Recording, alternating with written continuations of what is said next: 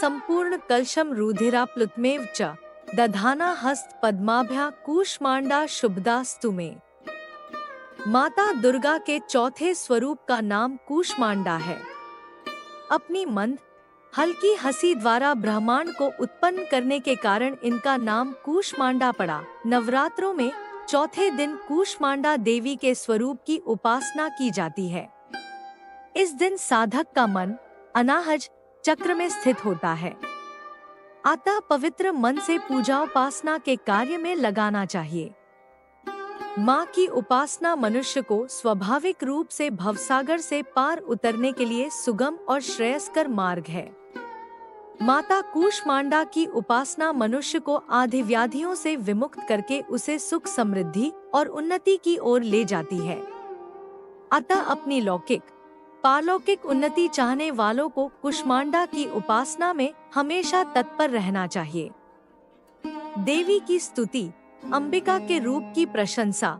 ऋषि बोले, प्राचीन काल में शुंभ निशुंभ नामक 2 राक्षसों ने बल के मद में भरकर इंद्र त्रिलोकी का राज्य और यज्ञों का भाग छीन लिया।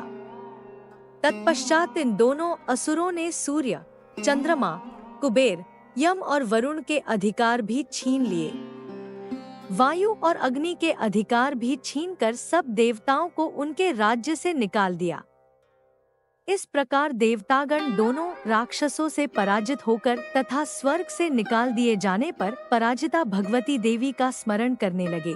वे सोचने लगे कि भगवती देवी ने हमें पहले वरदान दिया था कि देवताओं पर विपत्ति आने पर मैं तुम्हारे स्मरण करने पर समस्त आपत्तियों को दूर कर दूंगी। ऐसा सोचकर सब देवता इंद्र के साथ हिमालय पर्वत पर विष्णु की माया देवी की स्तुति करने के लिए गए। देवता बोले, देवी और महादेवी को हम नमस्कार करते हैं, शिव को नमस्कार करते हैं, प्रकृति एवं भद्रा को प्रणाम करते हैं। हम नियम पूर्वक जगदम्बा को नमस्कार करते हैं, रुद्रा को प्रणाम है, नित्या, गौरी एवं धात्री को बारंबार नमस्कार है। ज्योत्नामी, चंद्र रूपिणी एवं सुख स्वरूपा देवी को सतत प्रणाम है। शरणागतों का कल्याण करने वाली एवं सिद्धिरूपा देवी को बारंबार नमस्कार करते हैं। राक्षसों की लक्ष्मी, राजाओं की लक्ष्मी तथा शर्वाणी को नमस्कार करते हैं। दुर्गा देवी को, दुर्ग स्थलों को पार करने वाली दुर्गा पारा को, सारा, सर्वकारिणी ख्याति, कृष्णा और धूम्र देवी को सदैव नमस्कार है। अत्यंत सौम्य तथा अत्यंत रौद्र रूपा को हम नमस्कार करते हैं, उन्हें हमारा बार बार प्रणाम है। जगत की आधारभूत कृति देवी को बार बार नमस्कार है। जिस देवी को प्राणी मात्र विष्णु की माया कहते हैं, उसको नमस्कार है। जो देवी समस्त प्राणियों में चेतना कहलाती है, उसको नमस्कार है। जो देवी संपूर्ण प्राणियों में बुद्धि रूप से स्थित है, उसको नमस्कार है। जो देवी सब प्राणियों में निद्रा रूप से विराजमान है, उनको नमस्कार है। जो देवी संपूर्ण प्राणियों में क्षुधा रूप से विराजमान है, उनको नमस्कार है। जो देवी संपूर्ण प्राणियों में छाया रूप से स्थित है, उसको नमस्कार है। जो देवी सब प्राणियों में जाति रूप से स्थित है, उसको नमस्कार है। जो देवी सब प्राणियों में लज्जा रूप से स्थित है, उसको नमस्कार है। जो देवी सब प्राणियों में श्रद्धा रूप से स्थित है, उनको नमस्कार है। जो देवी सब प्राणियों में कांति रूप से स्थित है, उनको नमस्कार है। जो देवी सब प्राणियों में लक्ष्मी रूप से स्थित है, उनको नमस्कार है। जो देवी समस्त प्राणियों में वृत्ति रूप से स्थित है, उनको नमस्कार है। जो देवी समस्त जीवों में स्मृति रूप से विराजमान है, उनको नमस्कार है, उनको बारंबार नमस्कार है। जो देवी समस्त जीवों में दया रूप से स्थित है, उनको नमस्कार है, उनको बारंबार नमस्कार है। जो देवी समस्त जीवों में तुष्टि रूप से स्थित है, उनको नमस्कार है। जो देवी समस्त जीवों में मातृ रूप से स्थित है, उनको नमस्कार है। जो देवी सब जीवों में भ्रांति रूप से स्थित है, उनको नमस्कार है। जो देवी सभी प्राणियों की इंद्रियों की अधिष्ठात्री है और उसी प्रकार सब में व्याप्त है, उस देवी को बारंबार नमस्कार है। जो देवी चैतन्य रूप से इस संपूर्ण संसार को व्याप्त करके स्थित है, उसको बारंबार नमस्कार है। पूर्व काल में देवताओं ने अपना अभिष्ट फल पाने के लिए जिस भगवती की स्तुति की है और कल्याण की साधना, भुजा ईश्वरी हमारा कल्याण करें तथा सारी विपत्तियों को नष्ट करें। राक्षसों द्वारा पीड़ित हम सब देवता उस परमेश्वरी को प्रणाम करते हैं तथा जो भक्ति पूर्वक स्मरण करने पर तुरंत ही सब विपत्तियों को नष्ट करने की क्षमता रखती है, वह जगदम्बा इस समय हमारा कल्याण करके हमारी संपूर्ण विपत्तियों को दूर करने की कृपा करे। महर्षि मेधा बोले, हे राजन, इस प्रकार जब सब देवता देवी की स्तुति कर रहे थे तो उसी समय देवी पार्वती गंगा में स्नान करने के लिए आई। उस समय पार्वती जी ने देवताओं से कहा कि आप लोग इस समय किसकी स्तुति कर रहे हैं? तब उनके शरीर कोश से प्रकट होकर शिवा बोली, ये देवता शुंभ दैत्य द्वारा निष्कासित एवं संग्राम में निशुंभ दैत्य से पराजित हुए हैं और मेरी स्तुति कर रहे हैं। पार्वती जी के शरीर कोश से उसी समय अंबिका देवी प्रकट हुई, जो समस्त लोकों में कौशिकी नाम से प्रसिद्ध हुई। जिस समय पार्वती जी के शरीर कोश से अंबिका प्रकट हुई, उस समय से पार्वती जी का शरीर काले रंग का हो गया और तब से उनका नाम कालिका देवी पड़ गया और वे हिमालय पर निवास करने चली गईं। शुंभ और निशुंभ के दूत चंड मुंड वहां आए और उन्होंने परम मनोहर रूप वाली अंबिका देवी को देखा। चंड मुंड शुंभ निशुंभ के पास जाकर बोले, हे महाराज, एक सुंदर स्त्री हिमालय को प्रकाशित कर रही है। हे असुरेश्वर, हमने उस जैसी परम सुंदर स्त्री को अब तक कहीं नहीं देखा, इसलिए यह पता करना चाहिए कि वह कौन है और किसकी है। वह सब स्त्रियों में रत्न है। वह अपनी कांति से 10 दिशाओं को प्रकाशित कर रही है। आप चलकर उसे देख लें। हे स्वामी, तीनों लोकों में हाथी, घोड़े और मणि इत्यादि जितने रत्न हैं, वह सब इस समय आपके घर में शोभायमान है। हाथियों में एरावत हाथी और घोड़ों में उच्चया श्रवा घोड़ा और पारिजात नामक वृक्ष आप इंद्र से प्राप्त कर चुके हैं। हंस सहित रत्न जड़ित ब्रह्मा जी का अद्भुत विमान भी आपके पास है। महापद्म नामक निधि आपने कुबेर से ले ली है। समुद्र ने आपको किंजलकिनी नाम की माला प्रदान की है, जिसके कमल कभी मुरझाते नहीं हैं। सोने की वर्षा करने वाला वरुण का क्षेत्र भी आपके पास है। रथों में श्रेष्ठ प्रजापति का रथ भी आपके पास है।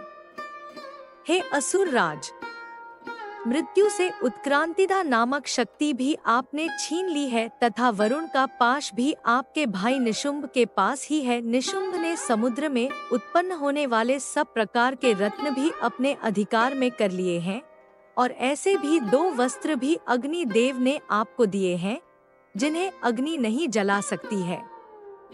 हे दैत्यराज, इस प्रकार सभी रत्नरूपी वस्तुएं आप संग्रह कर चुके हैं। अब आप कल्याणमयी स्त्रियों में रत्न रूपी इस स्त्री को ग्रहण करें। ऋषि बोले। चंडमुंड के वचन सुनकर शुंभ ने सुग्रीव नामक राक्षस को अपना दूत बनाकर देवी के पास भेजा।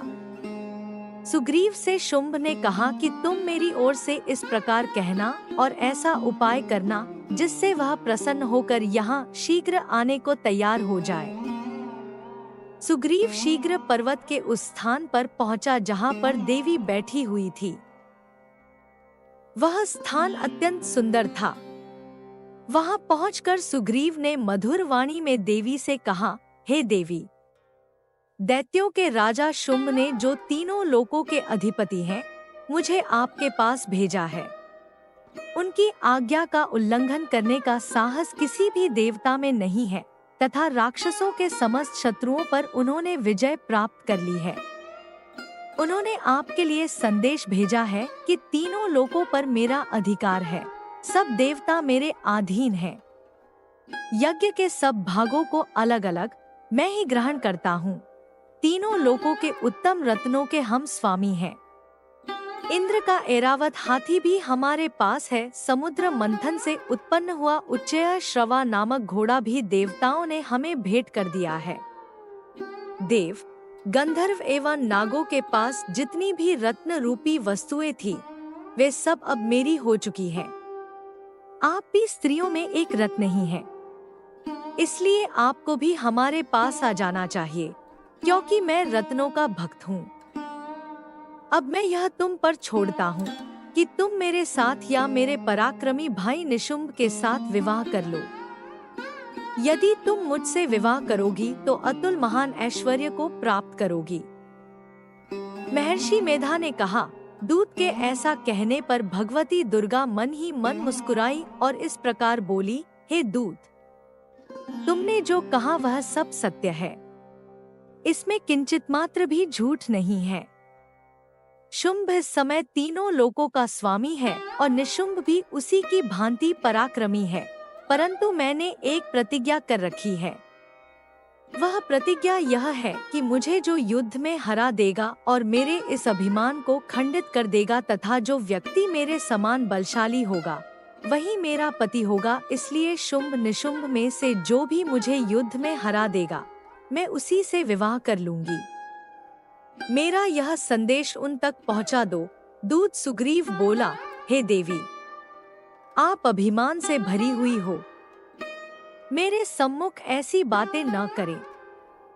इस त्रिलोकी में तो मुझे कोई ऐसा दिखाई नहीं देता जो शुंभ निशुंभ को हरा सके। जब देवताओं में से कोई शुंभ व निशुंभ के सामने न ठहर सका तो फिर तुम जैसी स्त्री भला रणभूमि में उसका मुकाबला कैसे कर सकेगी। तुम मेरा कहना मानकर शुंभ निशुंभ के पास चली जाओ। ऐसा करने से तुम्हारे गौरव की रक्षा होगी, अन्यथा जब वे तुम्हारे केश पकड़कर तुम्हें घसीटते हुए ले जाएंगे, तब तुम्हारा गौरव नष्ट हो जाएगा। देवी बोली, शुंभ निशुंभ बड़े बलवान हैं। यह ठीक है, परंतु मैं अपनी प्रतिज्ञा से बंधी हुई हूँ। इसलिए तुम जाओ और मैंने जो कुछ कहा है वह आदरपूर्वक असुर राज से कह दो। इसके पश्चात वे जो उचित समझे करें। धूम्र लोचन वध। ऋषि बोले। देवी की बात सुनकर दूत सुग्रीव क्रोध में भरकर असुर सम्राट शुंभ के पास पहुंचा और देवी के साथ हुई सारी बातचीत विस्तार पूर्वक बता दी। दूत की बात सुनकर शुंभ के क्रोध का सीमा न रही और दैत्य सेनापति धूम्रलोचन से बोला, तुम शीघ्र अपनी सेना को लेकर वहां जाओ और उस दुष्टा को केशों से पकड़कर घसीटते हुए यहाँ ले आओ। यदि उसकी रक्षा करने के लिए कोई देवता, यक्ष या गंधर्व आए तो उसे भी मार डालना। महर्षि मेधा बोले। आज्ञा पाते ही धूम्रलोचन 60,000 असुरों की सेना लेकर चल दिया। वहां पहुंचकर उसने हिमालय पर्वत पर विराजमान देवी को देखा और ऊंची आवाज में बोला, अरे तू अभी शुंभ निशुंभ के पास चल। यदि प्रसन्नता पूर्वक मेरे स्वामी के पास नहीं चलेगी तो स्मरण रख कि मैं तुम्हें बालों से पकड़कर घसीटता हुआ बलपूर्वक ले जाऊंगा। देवी बोली, दैत्य राज शुंभ ने तुम्हें सेना लेकर मुझे बलपूर्वक लाने के लिए भेजा है। यदि तू मुझे बलपूर्वक ले जाएगा तो मैं तेरा क्या कर सकती हूँ। ऐसा कहने पर धूम्रलोचन देवी जगदम्बा को पकड़ने के लिए झपटा तो देवी ने अपनी हुंकार से ही धूम्रलोचन को भस्म कर डाला। यह देखकर असुर सेना क्रोध में भरकर अंबिका देवी की तरफ लपकी, परंतु देवी ने उन पर तीखे बाणों, शक्तियों तथा फरसों की वर्षा आरंभ कर दी। इधर देवी दुर्गा का वाहन शेर भी कुपित होकर भयंकर आवाज करता हुआ असुरों की सेना पर उछल पड़ा। शेर ने कई असुरों को पंजों से, कई को जबड़ों से, कई को धरती पर पटककर मार डाला। उसने अपने नखों से कितने ही असुरों के पेट फाड़ डाले और कितने ही असुरों के सिर धड़ से अलग कर दिए। वह दैत्यों के पेट फाड़कर उनका रक्त पीने लगा। क्षण भर में ही देवी के वाहन शेर ने राक्षसों की सारी सेना का संहार कर डाला।